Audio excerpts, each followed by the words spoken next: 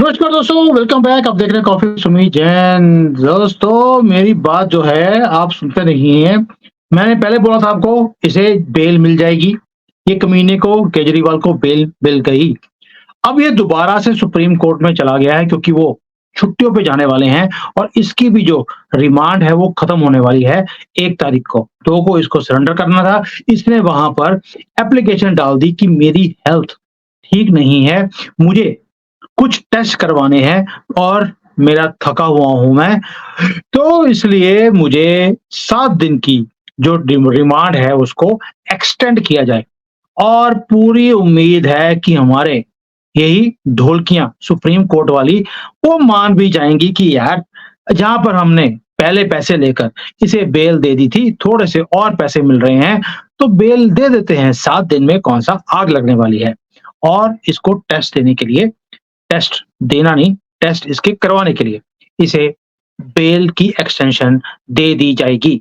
अंदर के सूत्रों की खबर है, देखते हैं क्या होता है। लेकिन सपोर्ट सिर्फ हमारे सुप्रीम कोर्टे वालों की तरफ से ही नहीं है। अभी फाइनेंशियल टाइम्स, आपको याद होगा, फाइनेंशियल टाइम्स ने भी एक आर्टिकल छापा जिसमें बोला कि अरविंद केजरीवाल की रिलीज होने से जो पूरा कैंपेनिंग था इलेक्शन का वो शेकअप हो गया है। उसमें एक जान पड़ गई है। जो इंडी अलायंस वाले बिल्कुल एंड ठंडे पड़े हुए थे, उसमें ऐसी आग लगी है कि मोदी जी को डर लगने लग गया है कि कहीं वो अपनी सीट गवा ना दे, गवर्नमेंट कहीं गिर ना जाए। ये लिखा है फाइनेंशियल टाइम्स ने। किसकी फेवर में? कंजरवाल की फेवर में। क्या लिखा है? Bailed India opposition leader returns to shake up election campaign. ये कब आई है रिपोर्ट? टाइमिंग इंपॉर्टेंट है। जिस दिन दिल्ली के इलेक्शंस थे उससे 1 दिन पहले, जबकि हमें मालूम है कि वहां पर इन्फ्लुएंस करने की कोशिश करी गई है दिल्ली के वोटर को कि केजरीवाल बहुत बड़ा लीडर है। ये भी लिखा है उन्होंने। फाइनेंशियल टाइम्स ने लिखा है Kejriwal who is a big prominent leader, opposition leader, उसे बाहर निकलते ही मोदी जी की तो पैरों में जैसे कि कांपने लग गई हैं, इतना बड़ा है।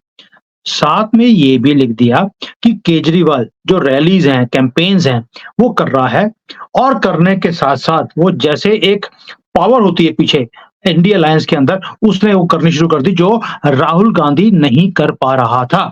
इसीलिए जो पूरी की पूरी कैंपेनिंग है, इलेक्शंस हैं, वो सारे इंटरेस्टिंग हो गए हैं फाइनेंशियल टाइम्स के हिसाब से। अब एक और चीज़ है, साथ में ये भी लिख दिया कि ये सिर्फ 22 सीटों पे ही लड़ रहा है 543 सीट्स में से। चलो, इतनी अकल तो आ गई कि इन्होंने आम आदमी पार्टी का जो ये आम सा आदमी है, आम खाता हुआ केजरीवाल, उसके बारे में एक सच तो लिख दिया कि भाई इतना प्रोमिनेंट है कि 5% भारत की लोकसभा की सीटों से भी कम पे ये लड़ रहा है। इतना सच बोल दिया फाइनेंशियल टाइम्स ने। लेकिन साथ में ये भी बोल दिया कि इनकी लड़ाई भी है, कांग्रेस के साथ मिलके भी काम कर रहे हैं और लड़ाई भी कर रहे हैं, इसका फायदा कम होगा इंडिया अलायंस को। चलिए, इतना तो कुछ सच, कुछ मेजर झूठ उन्होंने अपनी रिपोर्ट में डाल दिया। अब आप देखिए, उसने ये भी बोल दिया है कि केजरीवाल पूरे भारत में 22 सीटों पे लड़ रहा है। पूरे भारत में वो जो इलेक्शन कैंपेन है उसको इन्फ्लुएंस कर रहा है। सोच रहे हैं? फाइनेंशियल टाइम्स लिख रहा है, क्यों? ताकि दिल्ली वाले लोग बेवकूफ बन जाएं और इसे वो वोटिंग कर दें। अब आप देखिए कि इस बंदे के ऊपर 2 एलिगेशन है। एक, शराब घोटाला, हमें मालूम है हजारों करोड़ों रुपए इसने जब्त कर लिए। दूसरा इसके ऊपर है कि एक लेडी स्वाति मालीवाला, उससे मारपीट करी अपने ही घर में बुलाकर। यानी कि लेडीज की सेफ्टी भी इसकी पार्टी के अंदर नहीं है जहां जहां पे ये काम करता है। दैट मीन्स 2 मुद्दे, लेडीज सेफ्टी, दूसरा करप्शन, दोनों में इसका नंबर है बिग जीरो। उसके कारण इंडिया अलायंस जो पार्टनर्स हैं उनके लिए तो ये मजबूरी बन गया है, बोझ बन गया है। ये भी फाइनेंशियल टाइम्स को देखना चाहिए था, लेकिन उन्हें नहीं दिखेगा क्योंकि केजरीवाल ने जैसे सुप्रीम कोर्ट को पैसे देकर अपनी बेल करवा ली, वैसे ही ये कभी न्यूयॉर्क टाइम्स में, कभी फाइनेंशियल टाइम्स में, ये अपने आर्टिकल्स को पैसे देकर वहाँ पे छपवाता है, अपनी फ़ेवर में ये चीज़ें लिखवाता है। इसने पहले बोला भी था कि इतना सस्ता नहीं होता न्यूयॉर्क टाइम्स में या फाइनेंशियल टाइम्स में अपनी रिपोर्ट को निकालना, इतना सस्ता नहीं होता। समझ रहे बात को? तो दैट मीन्स पैसे मोटे खिलाए गए हैं फाइनेंशियल टाइम्स को, और फाइनेंशियल टाइम्स अपने आप को बहुत बड़ा एक न्यूज़पेपर मानता भी है और है भी। लेकिन ऐसे धुरत के साथ खड़ा होता है इलेक्शंस में गन डालने के लिए। अब आप देखिए एक और चीज़, मैं बड़े मज़े की बताता हूँ आपको कि साथ-साथ में क्या हुआ है, कि इसको पहले दिखाते थे कट्टर ईमानदार पार्टी और उसका चीफ। ये फाइनेंशियल टाइम्स बोलता था केजरीवाल को। अब जब से इसके ये सारे घोटाले बाहर निकलने शुरू हुए हैं, तो थोड़ी-सी टोन डिफरेंट कर दी है। मोदी जी हिले पड़े हैं। इतना बड़ा लीडर, एक भी लोकसभा में उसका एमपी नहीं है, एक था वो भी बीजेपी जॉइन कर गया। इतना बड़ा लीडर है कि मोदी जी डर गए हैं। राहुल गांधी से इतना नहीं डरते, जितना केजरीवाल से डरते हैं, इसलिए बेचारे को, आम आदमी को पकड़ के जेल में कर दिया है। ये हालत है फाइनेंशियल टाइम्स की। अब आगे आते हैं कि ये जो केजरीवाल है, 2 चीज़ें बताई मैंने आपको सपोर्ट की। एक तो मैंने बता दिया आपको इसका वो सुप्रीम कोर्ट, दूसरा फाइनेंशियल टाइम्स। फाइनेंशियल टाइम्स में एक चीज़ और लिखी है, जो बड़ी ही परेशान करने वाली है। उन्होंने लिखा है कि जो पीएम मोदी है ना, वो बड़ा डिवीज़न कर रहे हैं और मुस्लिम्स के साथ अच्छा नहीं कर रहे।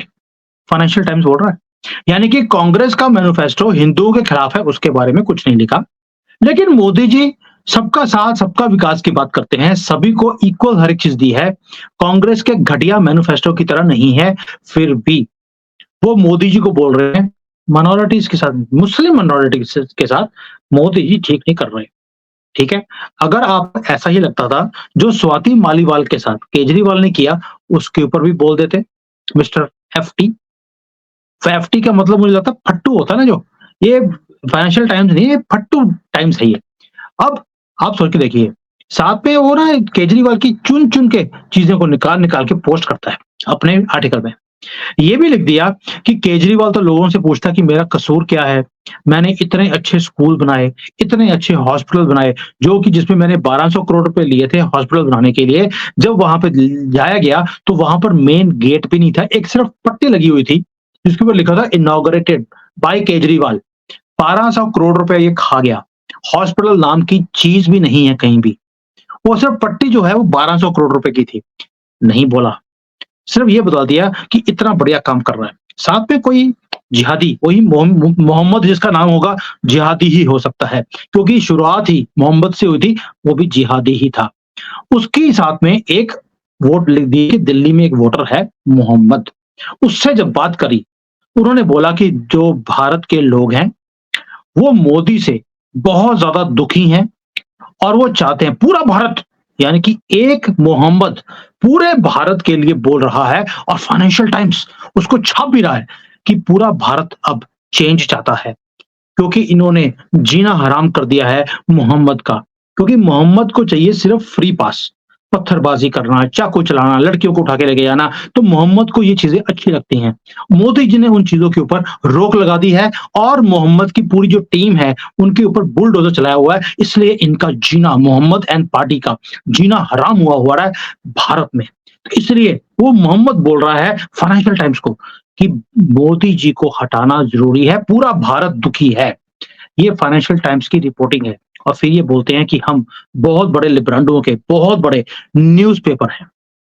ये तो हो गया आपको सारा जो मैंने बताना था फाइनेंशियल टाइम्स का, और ये फाइनेंशियल टाइम्स वही है जिसने अभी कुछ दिन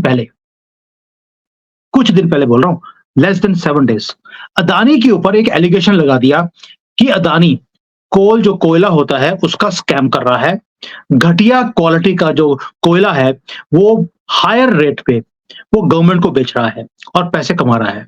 जैसे ही फाइनेंशियल टाइम्स की ये रिपोर्ट छपी, राहुल गांधी ने आगे नहीं देखा, पीछे नहीं देखा, उठ के मोदी जी के ऊपर एलिगेशन लगाने शुरू कर दिए कि देखिए, अब तो फाइनेंशियल टाइम्स ने बोल दिया कि मोदी जी धांधली कर रहे हैं अदानी के थ्रू।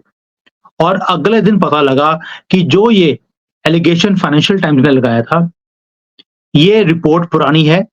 ये यूपीए के टाइम की है, यानी कि राहुल गांधी की जो रिमोट कंट्रोल की सरकार थी, वही दुनिया के सबसे बड़े अर्थशास्त्री मनमोहन सिंह के टाइम की ये रिपोर्ट थी। और राहुल गांधी को बचने की जगह नहीं मिल रही इसको बोलने के बाद। मुझे तो गुस्सा आता है मोदी जी के ऊपर कि मोदी जी आपने भी उसको ढेर नहीं किया राहुल गांधी को, जब वो आपके ऊपर एलिगेशन लगा रहा था अपने ही टाइम के ऊपर काम किए हुए, तो आपने भी बोला नहीं। यही प्रॉब्लम है बीजेपी की, उसी भाषा में जवाब नहीं देते, हम लोगों को करना पड़ता है। और ये आम आदमी पार्टी, इसकी सपोर्ट में कौन-कौन खड़ा है? खालिस्तानी है, anti nationals Mohammad, Financial Times लिब्रांडो, साथ में ध्रुव राठी।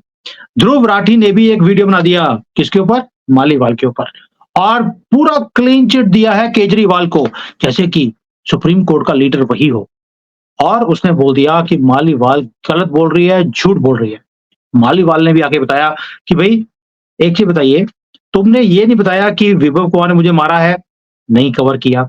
तुमने जो उनका संजय सिंह है, उसने आके अगले दिन कन्फर्म किया कि मेरी मारपीट हुई है, तुमने नहीं बताया।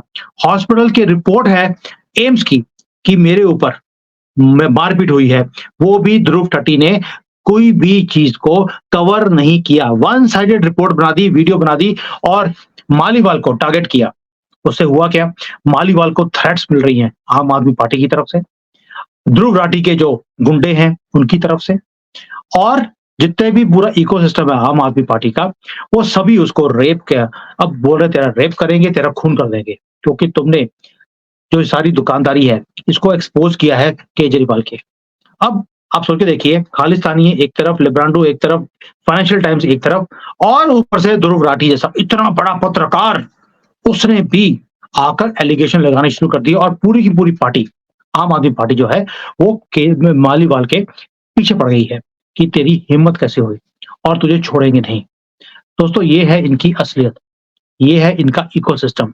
और केजरीवाल ने वही प्रोपेगेंडा दोबारा से करना शुरू कर दिया कि मेरी तबीयत खराब है, मुझे छोड़ दिया जाए, और सुप्रीम कोर्ट वाले छोड़ भी देंगे। वो ना तो ध्रुव राठी के ऊपर कोई एक्शन लेंगे गलत वीडियोज़ बनाने के लिए, ना वो एक्शन लेंगे केजरीवाल के ऊपर, ना आम आदमी पार्टी के ऊपर, किसी के ऊपर नहीं, ना फाइनेंशियल टाइम्स के ऊपर कि उन्होंने गलत रिपोर्ट कैसे डाल दी अदानी के ऊपर दोबारा से इलेक्शन के टाइम पर। कुछ नहीं करेंगे, वो सिर्फ पैसे लेंगे और खुद छुट्टियाँ मनाने चले जाएँगे, और हम यहाँ पर कल्पते रहेंगे, रोते रहेंगे कि हमारे देश के साथ ये क्या हो रहा है। दोस्तों, ये है विडंबना भारत की आज की डेट में। जब तक हम ये पूरे सिस्टम को उखाड़ कर नहीं फेंक देते, चेंज नहीं करते, हम ऐसे ही दुखी होते रहेंगे, और इसके लिए ज़िम्मेवार आप, मैं, हम सब हैं। क्यों? क्योंकि हम अपनी आवाज़ ही नहीं उठाते। हमने चुप्पी साधने की एक कसम खाई हुई है। मैं ये काम कर रहा हूँ, और आप लोग, आप में से कितने लोग हैं जो इस मुहिम का पार्ट बन रहे हैं, बने हुए हैं, और लोगों को जगा रहे हैं? मैं अभी भी देखता हूँ, लोग परवाह ही नहीं करते जब हम ऐसी वीडियोज़ बनाते हैं। Nobody wants to see them, nobody wants to spread it. अरे भई, आप खुद नहीं कर सकते, किसी को तो दिखा सकते हो। मैं इसलिए नहीं बोल रहा हूँ कि मुझे व्यूज़ चाहिए, मैंने व्यूज़ के लिए काम नहीं किया कभी भी। ना ही मैंने कभी सब्सक्राइबर्स को इंक्रीज़ करने के लिए काम किया है। ये सिर्फ़ लोगों की आँखें खोलने के लिए किया है कि देखिए, ये षड्यंत्र कैसे चल रहे हैं, कहाँ-कहाँ से कैसे-कैसे ये षड्यंत्र रचे जा रहे हैं, और सब हो रहा है पैसे के ज़ोर पर, कि हम तो बिना पैसों के ये सारे काम कर रहे हैं। लेकिन आप हो, आप जागने के लिए रेडी ही नहीं हो, मर्ज़ी आपकी है। जय Hind, Vande Mataram. Hi there. If you liked the video, please don't forget to smash the like button, subscribe to our channel, and activate the bell icon so that you receive all notifications whenever we upload a new video. Thanks for watching.